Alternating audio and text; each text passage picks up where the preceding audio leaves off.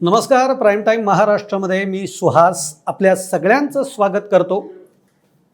America, Israel, Iran युद्ध थांबलंय का? थांबण्याची काही शक्यता आहे का? असे अनेक प्रश्न तुमच्याही मनामध्ये असतील, माझ्याही मनामध्ये आहे, पण मी तुम्हाला उत्तर नक्की देऊ शकतो. ते म्हणजे हे युद्ध थांबण्याची शक्यता आत्ताच्या स्थितीमध्ये कमी वाटते. आता त्याच्या मागची कारणं काय आहेत? नेमकं का हे युद्ध अजून रेंगाळत चाललेलं आहे? हे सगळं आपण बघणार आहोत. पण तत्पूर्वी तुम्हाला एक गोष्ट नक्की सांगतो की अमेरिकेची अवस्था अशी झालेली आहे की धरलं तर चावतंय आणि सोडलं तर पळतंय. अमेरिका आता या युद्धाच्या बाबतीमध्ये हताश झालेली आहे. अमेरिकेला जे जे वाटलं होतं ना की हे युद्ध आपण 8 दिवसामध्ये गुंडाळू, पण तसं झालेलं नाही आहे. अमेरिकेवर प्रचंड इतर राष्ट्रांकडून दबाव येतोय. अमेरिकेचं स्वतःचं याच्यामध्ये प्रचंड नुकसान होतंय. जवळपास $20 बिलियन नुकसान हे अमेरिकेचं होत आहे. आणि त्यामुळे अमेरिकन जनतासुद्धा ट्रम्प यांच्या या सगळ्या धोरणावर संतप्त झाली आहे. ट्रम्प यांना आता या युद्धातनं बाहेर पडायचं आहे, पण पडता येत नाही आहे. जर अमेरिका या युद्धातनं बाहेर पडली तर इस्रायलचं खूप मोठं नुकसान होणार आहे. युद्ध चालू ठेवलं तर ते परवडणारं नाही आहे. अमेरिकेमध्ये सुद्धा आर्थिक फटका अमेरिकेला प्रचंड बसतोय. एकूण अमेरिका या युद्धाला घेऊन खूप हताश झाल्यासारखी आपल्याला दिसते. आणि म्हणूनच अमेरिकेनं 10 दिवसांसाठी, ज्याला म्हणतो आम्ही युद्धबंदी करतो आहोत, अशी अमेरिकेकडनं घोषणा करण्यात आली. म्हणजे पुढचे 10 दिवस आम्ही इराणवर कोणताही हल्ला करणार नाही. जसे मध्यंतरी 5 दिवसांसाठी अमेरिकेनं हे जाहीर केलेलं होतं, पण तरी हल्ले चालू होते. त्याप्रमाणे आत्ता देखील 10 दिवसांची ही युद्ध थांबण्याची घोषणा केलेली आहे. म्हणून आपल्याला असं वाटेल कदाचित की युद्ध थांबलंय का किंवा युद्ध थांबण्याची शक्यता आहे का. आता 6 एप्रिलपर्यंत अमेरिका युद्ध करणार नाही आहे किंवा अमेरिका इराणवर हल्ले करणार नाही आहे. पण आता गंमत अशी आहे की या सगळ्यामध्ये ही स्थिती आहे की आता इराण मागे हटायला तयार नाही आहे. याच्यासाठीचे प्रयत्न जे आहेत ते सध्या पाकिस्तानने खूपच मनावर घेतलंय. आणि पाकिस्तान अमेरिका आणि इराणच्या बाबतीमध्ये मध्यस्थी करण्याची भूमिकेपर्यंत पाकिस्तान आलेला आहे. ती इतर राष्ट्रांशी बोलताय पाकिस्तान, आणि आम्ही आता अमेरिका आणि इराणमध्ये मध्यस्थी करायला तयार आहोत आणि आम्ही मध्यस्थी करू. एवढंच नाही तर एक 3-4 दिवसांपूर्वी यासुद्धा बातम्या आल्या की इस्लामाबादमध्ये अमेरिका आणि इराणच्या काही अधिकाऱ्यांमध्ये चर्चा होऊ शकते. पण इराणकडनं या सगळ्या शक्यता धुडकावून लावण्यात आलेल्या आहेत. इराणने स्पष्ट शब्दामध्ये सांगितलेलं आहे की आम्ही कुणाच्याही मध्यस्थी आम्ही खपवून घेणार नाही. जर अमेरिकेला आमच्याशी बोलावंसं वाटत असेल तर ते अमेरिकेनं स्वतःहून पुढे येऊन आमच्याशी बोलावं. आता अमेरिका म्हणते की जर का इराणला, म्हणजे अमेरिकाच म्हणते की इराणला जर का आता हे युद्ध थांबवायचं असेल तर आमच्या काही 10 अटी आहेत. आणि त्या 10 अटी अमेरिकेने सांगितल्या. याच्या उपर इराणने प्रत्युत्तर दिलेलं आहे की जर का हे युद्ध थांबवायचं असेल असं अमेरिकेला वाटत असेल तर आमच्या काही अटी आहेत. आणि इराणने ज्या अटी घातलेल्या आहेत ते बघता इराण मागे हटेल युद्धापासून असं वाटत नाही. आणि इराणच्या अटी ऐकल्यानंतर आपल्यालाही एक गोष्ट अशी लक्षात येईल की हे युद्ध थांबण्याची शक्यता कमी आहे. काय म्हटलं इराण? इराण असं म्हणत आहे की 30 वर्षांपासून अमेरिकेनं जी आमच्यावर निर्यात बंदी घातलेली आहे, लक्षात घ्या 30 वर्ष झाली इराणवर अमेरिकेकडून निर्यात बंदी आहे. ही निर्यात बंदी प्रथमतः अमेरिकेनं हटवावी, ही पहिली अट आहे. दुसरी अट काय आहे तर या युद्धामुळे आमचं जे नुकसान झालं आहे, आमच्या देशाचं जे नुकसान झालं आहे, म्हणजे इराणचं जे नुकसान झालं आहे, ही सगळी नुकसान भरपाई अमेरिकेनं आम्हाला द्यावी, ही त्यांची दुसरी अट आहे. आणि तिसरी सगळ्यात महत्त्वाची अट आहे, आपल्या सगळ्यांना माहिती आहे की अमेरिकेचं सैन्य तळ जे आहे ते आखाती देशांमध्ये विस्तारलेलं आहे. आणि म्हणूनच इराणनी आखाती देशांवर जे हल्ले केले होते, जे अमेरिकेच्या तळांवर केलेले होते, ही जी अमेरिकेतली तळं आहेत आखाती देशांमधली, ती अमेरिकेने बंद करावीत. आता अमेरिका हे मान्य करेल का? तर अजिबात मान्य करणार नाही. तर त्यामुळे हे युद्ध थांबण्याची आत्ता तरी कोणतीही शक्यता मला वाटत नाही. दुसरी गोष्ट अशी आहे की रशिया आता उघडपणाने इराणला मदत करायला सरसावलेली आहे. रशियाने इराणला अत्यंत हाय टेक्नॉलॉजीचे ड्रोन जे आहेत ते इराणला देऊ केलेले आहेत, देऊ करतीये. म्हणजे इराणकडे जे हायटेक ड्रोन होते ते त्यांनी रशियाकडे पाठवले. रशियाने त्याच्यावर काय म्हणतो आपण त्याला सगळी R&D केली आणि त्यातनं मग जे पुढे अत्याधुनिक ड्रोन जे तयार झालेले आहेत असे ड्रोन रशियाकडनं इराणला पाठवले जात आहेत. अगदी दररोज 200-300च्या संख्येनं हे ड्रोन इराणला पाठवले जात आहेत. म्हणजे एकीकडे जर आपण बघितलं तर रशिया आता उघडपणे इराणला मदत करताना आपल्याला दिसतीये. जर रशिया या युद्धामध्ये जर उतरली तर हे युद्ध आणखीन चिघळू शकतं, अशी देखील एक स्थिती एकीकडे आपल्याला बघायला मिळते. आता या सगळ्यामध्ये दुसरीकडे म्हणजे अजून याच्याबद्दल जर सांगायचं झालं तर आता इराणनी म्हणजे अमेरिकेने असं म्हटलेलं आहे की जर का इराण मागे हटायला तयार नसेल तर आता आम्ही इराणच्या भूमीवर जाऊन आमचे सैनिक इराणच्या भूमीवर आम्ही उतरवू. हे जेव्हा अमेरिकेनं सांगितलं तेव्हा इराणने सुद्धा आपले 9 लाख सैन्य हे तैनात ठेवलेलं आहे, हे तयार ठेवलेलं आहे आणि त्यामुळे हे युद्ध थांबण्याची शक्यता नाही. अजून त्याच्या पुढची गोष्ट अशी आहे की हौती असेल, हिजबुल असेल, हमास असेल, हे आता या युद्धामध्ये उतरण्याची शक्यता आहे.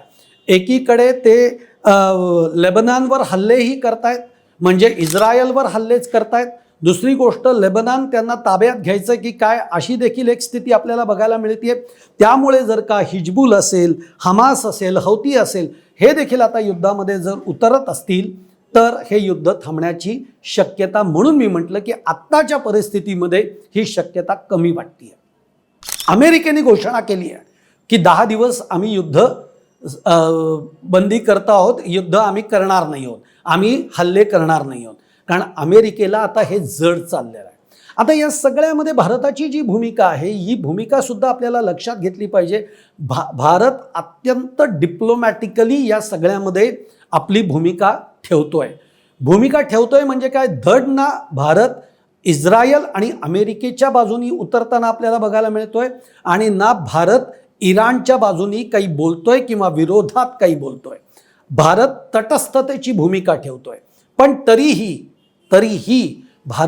भारताकडून आतापर्यंत इराणला 500 कोटी रुपयांची मदत ही इराणला गेलेली, ती वेगवेगळ्या स्वरूपामध्ये गेलेली आहे. पण जवळपास 500 कोटींची मदत ही इराणला गेली. ती का गेलेली आहे तर आता मुंबईमधलं जे इराणचं जे कॉन्सिलेट आहे यांच्याकडनं एक भारताला आवाहन करण्यात आलं की तुमच्याकडनं जी काही मदत आमच्या देशासाठी करता येईल त्याचं आवाहन त्यांनी केलेलं आहे. आणि त्याप्रमाणे मग उत्तर प्रदेश असेल, बिहार असेल, जम्मू काश्मीर असेल की इकडे हैदराबाद असेल, या ठिकाणी जो एक शिया समुदाय आहे या शिया समुदायाकडनं खूप मोठ्या प्रमाणामध्ये अगदी सोन्या नाण्यासहित ही मदत उभारण्यात आली. आणि त्याचप्रमाणे भारत सरकारने सुद्धा यामध्ये काही मदतीचा हात दिलेला आहे. मग याच्यामध्ये अन्नधान्य असतील, कपडे असतील, औषधं असतील, दागदागिने असतील, या स्वरूपामध्ये जवळपास 500 कोटींची मदत ही इराणला भारताकडनं पोचवण्यात आलेली आहे. आणि म्हणूनच याचा एक परिणाम किंवा विरोधात भूमिका घेतलेली नाही आहे इराणच्या भारताने, याचाच परिणाम एक लक्षात घ्या. जेव्हा तुम्ही कोणतीही जरी भूमिका घेतलेली नाही तरी ती विरोधात घेतलेली नाही आहे, याला फार महत्त्व असतं. आणि आपण इराणच्या विरोधामध्ये भूमिका घेतलेली नाही, त्यामुळे इराण हा आत्ता भारतावर त्या दृष्टीनं अत्यंत सकारात्मकतेने पाहतोय भारताकडे. आणि त्याचे परिणाम काय व्हायला लागलेत तर हॉर्मुझ खाडीमध्ये जे काही भारताच्या तेल वाहू जहाजं जी अडकलेली आहेत, त्याचप्रमाणे गॅस वाहून नेणारी जी जहाजं अडकलेली आहेत ती भारतापर्यंत सोडण्याचं मार्ग हा इराणकडून मोकळा करण्यात आलेला आहे. इराणनी भारताच्या जहाजांना मार्ग मोकळा करून दिलेला आहे, हिरवा कंदील दिलेला आहे. ही त्यातली सगळ्यात भारतासाठी एक चांगली गोष्ट आपल्याला म्हणता येईल. दुसरीकडे म्हणजे आता याच्या पुढच्या काळात आपल्याला तेलाची कमतरता भासणार आहे का तर ती कमी भासणार आहे किंवा भासणार आत्ता तरी नाही आहे असं म्हणायला हरकत नाही आहे. कारण आपली जी 22 जहाजं तिकडे अडकलेली आहेत ती आता भारताकडे यायला लागलेली आहेत आणि ती सुखरूपपणे पाठवण्याचं काम इराण करत आहे. हा त्यातला एक फायदा आपल्याला म्हणावा लागेल. दुसरीकडे जे भारत सरकारने एक फार महत्त्वाचा निर्णय घेतला आहे की आपल्या देशातले जे काही तेल कंपन्या आहेत त्यांचं जे उत्पादन शुल्क आहे ते कमी केलेलं आहे, काही टक्क्यांनी ते कमी केलेलं आहे. आणि त्यामुळे आज आपल्याला जी चिंता वाटत होती की गॅसचे दर वाढतील किंवा पेट्रोल डिझेलचे दर वाढतील, तर ते दर वाढणार नाहीत. ही एक काळजी आत्ता भारत सरकारने, मोदी सरकारने घेतल्याचं आपल्याला बघायला मिळत आहे. दर कमी होतील का, तर त्याची शक्यता कमी आहे. पण जे आपल्याला वाटलं होतं की पेट्रोल 150 रुपयावर जाईल, पेट्रोल 140 रुपयांवर जाईल, मग ते 150चं 200वर जाईल का, तर ती शक्यता मावळली आहे. कारण जहाजं आता आपल्या दिशेने येत आहेत आणि त्यातून भारत सरकारने उत्पादन शुल्क कमी केलेलं आहे. त्यामुळे हे दर पुढच्या काळामध्ये स्थिरच राहतील अशी देखील एक शक्यता आपल्याला बघायला मिळते. हे सगळं बघता आत्ता भारताच्या दृष्टीनं ही एक चांगली बाजू आहे. पण तरीही आपल्या सगळ्यांना ही प्रार्थना करणं गरजेचं आहे, कारण जर रशिया थेट याच्यामध्ये इन्व्हॉल्व झालं तर हे युद्ध आणखीन चिघळेल, हे नाकारता येत नाही. आणि मग पुढच्या काळामध्ये खूप वेगळी परिस्थिती सुद्धा उद्भवू शकते. आज आपल्याकडे तेल आहे, आज त्याचा साठा आपल्याकडे चांगला आहे, पण युद्ध जर का लांबतच गेलं आणि या युद्धामध्ये रशिया असेल किंवा तिकडनं हिजबुल असेल, हमास असेल, हे देखील जर का इराणच्या बाजूने उतरले आणि इतर देश देखील जर का उतरू लागले, तर मात्र हे युद्ध चिघळत जाईल आणि मग पुढची परिस्थिती ही बिकट होत जाईल. आत्ता अनेक राष्ट्र या पातळीवर प्रयत्न करतायत की हे युद्ध थांबेल आणि त्यासाठीचे प्रयत्न चालू आहेत.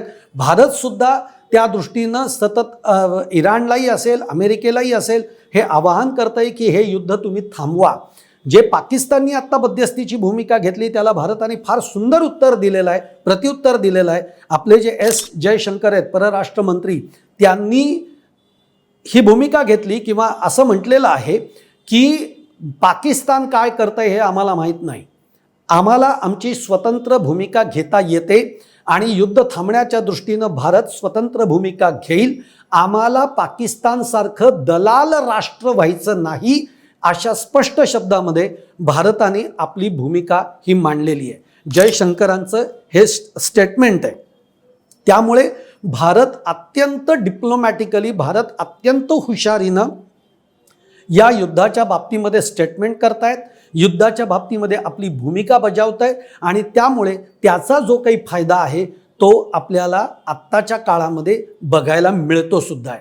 पण हे युद्ध आता लांबू नये हीच खरं आपल्या सगळ्यांची प्रार्थना असेल, कारण लांबलं तर ती गोष्ट भारताला काय, जगालाच ती परवडणारी नाही आहे. आज जगाच्या दृष्टीनं जरी आपण विचार केला तरी आर्थिक मंदीची स्थिती ही जगावर उद्भवू शकते, अशी देखील एक स्थिती आपल्याला म्हणावी लागेल. त्यामुळे युद्ध थांबवावं एवढीच प्रार्थना करणं हे आपल्या हातामध्ये आहे.